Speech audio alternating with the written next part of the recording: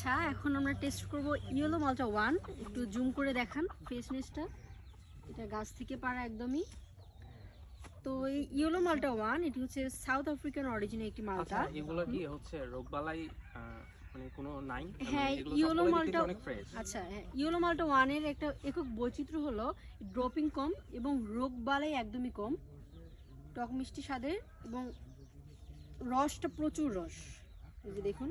ওকে, অনেকটা রস আলো দেখে মানে কাটার সাথে সাথে অনেকটা রস। হ্যাঁ, বের হয়ে গেল। এক্স্যাক্টলি। এবং এতটা ফ্রেশ, এত রসালো। একটু চারপাশটা দেখান, কোথায় আছি আমরা, কোথা থেকে ফল খাচ্ছি।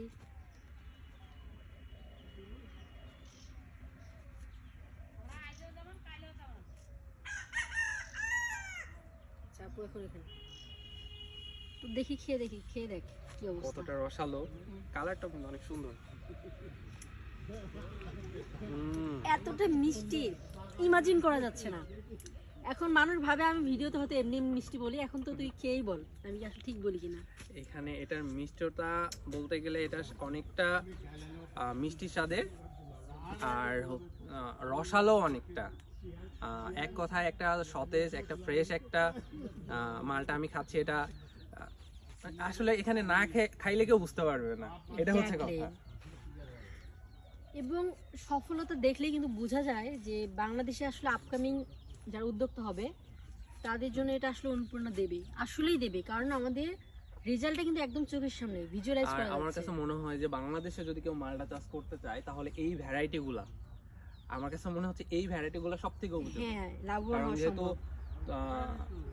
যেহেতু তুই বললি যে এখানে রোগবালাই কম হয়, এটা ড্রপিং কম, কালারটাও অনেক সুন্দর, একদম ইয়েলো কালার।